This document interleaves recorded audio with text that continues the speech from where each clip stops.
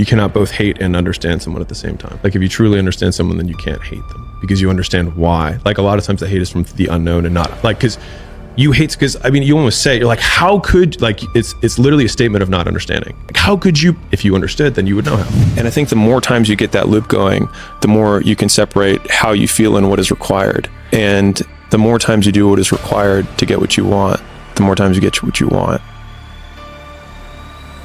My father and I, like, he is a very strong personality, and so do I. And we both think we're right. I think I can still feel the emotions, but I feel like I've, thought about it enough to say that I can logically say, I think he absolutely did the best he could with what he had. He's a single dad, another country, raising a kid, trying to get that kid to fit in and do the things that, like, one of the things that I think my dad always wanted me to be able to do is, like, because he's darker skinned than I am, he's Middle Eastern. He always wanted me to, like, have access to, like, the back rooms where, like, deals were made that he felt like he wasn't a part of. And so he just wanted me to have that. And so I think he just drove me as much as he could to get that. It's just like when you're on the other side of it, like all you feel is never succeeding. But I can appreciate it now in retrospect. But it definitely was still, it hardened me a lot. But that hardness, I think, has benefited me a lot in business. You cannot both hate and understand someone at the same time. Like if you truly understand someone, then you can't hate them because you understand why. Like a lot of times the hate is from the unknown and not like, because you hate, because I mean, you almost say, you're like, how could, like, it's literally a statement of not understanding. Like, how could you, if you understood, then you would know how. The way I interacted with customers and, the team was like purely fear driven. Like I was absolutely, because I didn't understand influence as well yet. So only the stick I had was like, if people are afraid of me, then they will immediately comply. And it's effective for short durations, but not for long durations. But I didn't know any better at the time. And then that's when I, right around that point is when I met my wife, and then she just, changed my life. And she started running all the businesses, and I'd see her and everyone loved her. And I was like, man, I should do more of that stuff and less of my stuff. I mean, she's like the best. She has brought out the absolute best in me, like in just about every way. Like she believed in me. And I think that's what most guys want, truly. I'll tell you a story to illustrate it. So we met, talked for 4 hours on the first date, only about business, because that's all I wanted to talk about. And I pitched her on working for me. I was like, quit your job, work for me. And she was like, I just met you. Logically makes sense. She was a personal trainer. I had a bunch of gyms, and I was like, if you're this good, you should totally work for me. And so I had this idea for the turnaround business, and it was right as I had five locations at that point, and I wanted to try this thing out. So I flew out, did 3 turnarounds, flew back, and they started working. And then I sold all my gyms because it was like, okay, this makes even more money. I took all the money and put it into this gym that one of the guys I was doing a turnaround with was like, dude, you just crushed this. Like, I'm a really good operator. Instead of turning these gyms around and walking away with just the money, he's like, you should just keep owning them, and I'll just fill them up behind you. So I could launch 1, 2, 3 gyms a month and then own them all. He's like, you're leaving so much money on the table. I was like, okay. So we did this first launch. I put all the money in. He was like, of course, he had financial difficulties, and I had to personally guarantee the lease, normal stuff. And so I crushed this launch, and then I wake up one morning, I check the bank account, and it's completely empty. And I was like, what's happening? So I called him up, and he was like, well, I know you're skimming from the business. And I was like, what? He's like, I know you're skimming. I was like, what? No. He's like, well, that was my half. And so I was like, what is happening? So I printed all the bank statements. I went line by line. I was like, I'll walk you through all the bank statements. Let's get to the bottom of this. And I remember we sat to the meeting, and he was like, I don't need to see that. And he pushed it off the table. And I was like, oh, okay. I immediately was like, oh, I just got fired. And he'd already been indicted for fraud. And I knew this getting into business with him. And it was just a big misunderstanding. And, the saying goes like, when experience meets money, money gets the experience, and experience gets money. Very much lived that. And so after I had all my gyms, I sold them, put all the money in this thing, and then it all got taken. And so I had nothing. And Layla's with me at this point for this exciting period. So I was like, okay. She's like, hey, maybe we should keep doing these turnarounds instead of this weird launch and go thing you sidelined for. And I was like, okay, we'll do that. And so I was going to launch a gym the next month. And there was a guy who was local to that gym. And since I was refocusing, I was like, all right, I'm going to build all the infrastructure. I'll send the sales guy out to do this thing. And he crushed the launch. Did like 120,000, which for us was a big launch, in like 3 weeks. And so now I'm at Layla's parents' house because we don't really have a house at this point. And I'm the guy that she met from the internet that she quit her job for, who just lost everything. And I needed this $100,000 to come in from this launch so that I could recapitalize. And the money wasn't hitting. I was checking the bank account. I was like, where's this money? Like, and I could see the processing, the transactions, and it was all successful. What's going on? So I called the processor up and I was like, what's up? And they said, it's a routine check. I was like, I've been with you guys 6 years. It's never been a routine check. And they're like, call again later. And I was like, okay. So I called about the next day, nothing. And then finally it was Christmas Eve and I owed this guy money for the commissions from the sales. And I was like, I will not get off this phone until you send me the money that I am owed. And they were like, long story short, you were doing stuff in different locations and I was running this all through a local gym business, even though I was all over the nation. And they were like, this is a little irregular.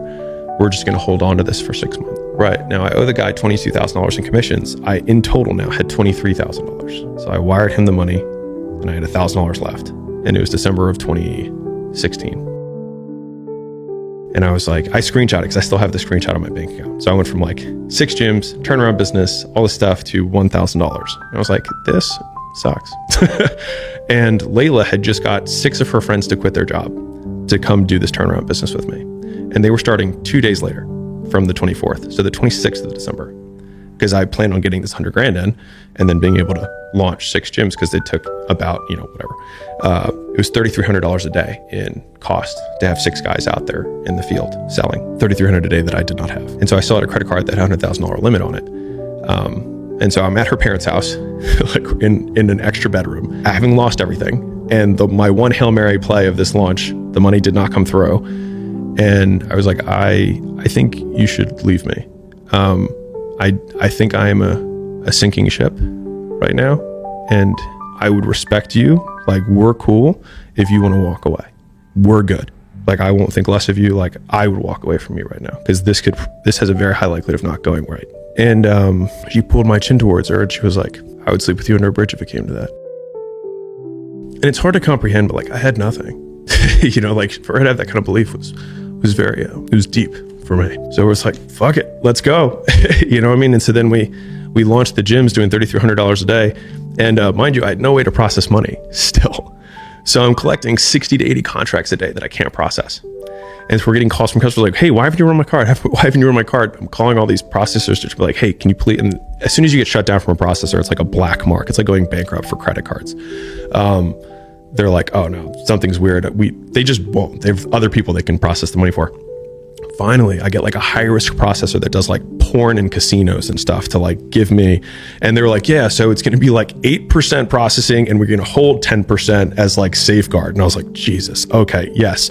And they're like, and we can only give you $50,000 as your limit. And I was like, I need like 200. And he's like, well, and I got this on the 29th of January. So this whole time, 3,300 a day is running on this card and I have no money and I have no way to process it. And 29th of January, I can run 50 grand. I run 50 grand in a day. And he's like, but it's by month. He's like, so February 1st, you can run another 50.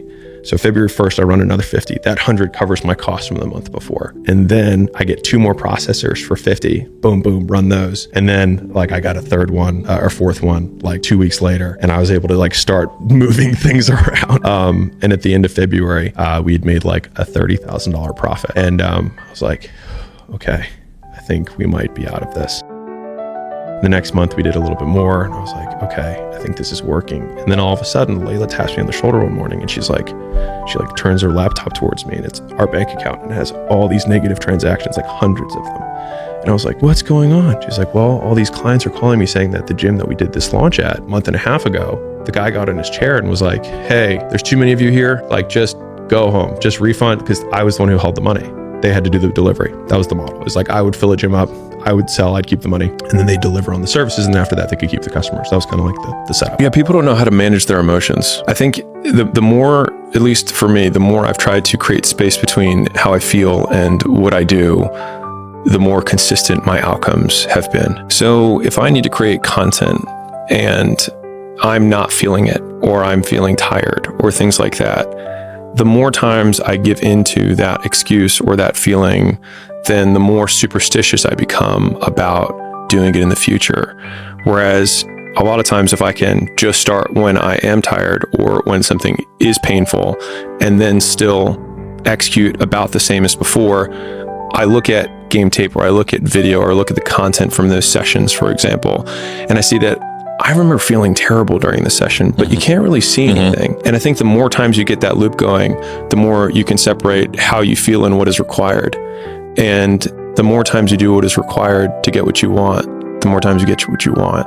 Basically, the shittiness of stuff, which is when you're growing in a business, it's very painful. When you're stagnating in a business and you're plateaued and you don't know what to do, it's very painful. When you're declining and you also don't know what to do, it's very painful. And so that means that all conditions of reality are painful.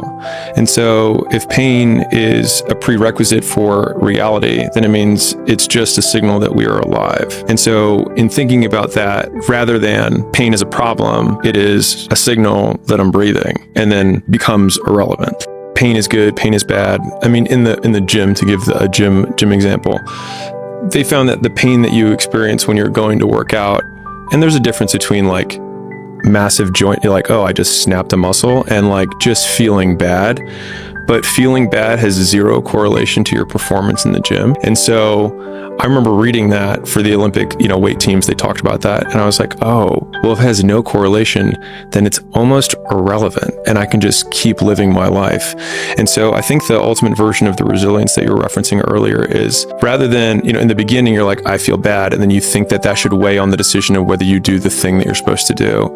And then you start realizing that you can do the thing even though you don't feel good about it, and you start hypertrophying it. But I think the ultimate version of the hypertrophy, when the muscle becomes a tendon or it just becomes fused, is when you don't even consider how you feel. It's just not a thought. You just do it. So a friend of mine, she's a very, very successful therapist, and she always asks her patients when they come to her and say some terrible thing happened. She said, what would it take for this to be amazing? And so, for example, lady comes, says, we're getting a divorce. And she says, so what would it take for this to be amazing? And so it just completely shifts the reality of like, okay, how could this be an amazing thing that could happen to me? And this is relevant for me, shifting gears, because we just had a big tryout inside of our company for a presentation slot that we have an event. So we had a bunch of the leaders in the company, and I could tell that some of them were nervous. And I thought about this because, I speak a fair amount and I don't get a lot of nerves in general, and I have a whole bunch of thoughts on that. But the most basic one is that if you're still feeling anxiety, which many of them were like, hey, I'm so nervous, or hey, I have a lot of anxiety before going up. I thought about it, and champions just interpret anxiety as excitement. And if you're excited to go up, then you're like, I'm amped, versus I'm stressed. But it feels the same, but the way you frame it totally changes how you feel when you're stepping on stage. But my 2 cents of, if you are feeling lots of anxiety, it means you need to practice more. That's just my 2 cents. And that comes for everything, whether it's to have a meeting or give a presentation or write an email or do a book. Like if you feel nervous before you release it, then you probably didn't work on it enough. And I think the reality is that most people, to get not anxious about whatever they're doing, you have to do it so many times that by the last time you're doing it, you're bored of it. Like you don't even want to see the thing again. When you're sick of it is the point where you'll have no adrenal response to the stimulus because you've seen it so many times. You could do it in your sleep because you hate it at this point. And then when you get up, you're like, oh my God, let's just do this. And if we think of confidence as the percentage likelihood of what we think is going to happen will happen as a predictive metric, then in order to be more confident, we want to have more proof that what we think will happen will happen. And so the easiest way to do that is to do it a lot of times. And so it would be reasonable to say that you're confident that it will go the way you want because it has gone the way you've wanted. Yeah, this one I think about all the time because I think about the life that I have now, and I know that I wanted this life. But I obviously do a lot of thinking about this type of stuff. But the equal opposite of that is that when I was poor, I was pretty happy. I was okay with being poor. And now that I am rich, I'll put quotes on that, degrees, it's about the same. And so then it just goes down to, well, then the richness had nothing to do with the level of contentedness, which means that my wants in past and present and future all go into the bucket of irrelevant in terms of their ability to affect my perception of reality in the present. And so in thinking about that, it makes my wants have less stake today. And so a lot of anxiety that I think a lot of people have is around things that haven't happened yet, either good or bad. Like I hope this speech goes well, or I hope I get this job promotion. But the reality is that once you get the job promotion, you wanted it, you resettle. And the negative version of this is, and you've probably seen this stuff, but when handicapped people get handicapped, so they have a terrible accident, they get paralyzed or they lose a leg or whatever, there's a dip in their subjective well-being, but after 3 to 6 months, it typically restabilizes, which means that if I didn't get paralyzed, or even if I did get paralyzed, I'd be just about as content as I am right now. It's like, whatever is about to happen is probably not as bad as that. And so that's the worst case scenario, which is nothing. So, okay.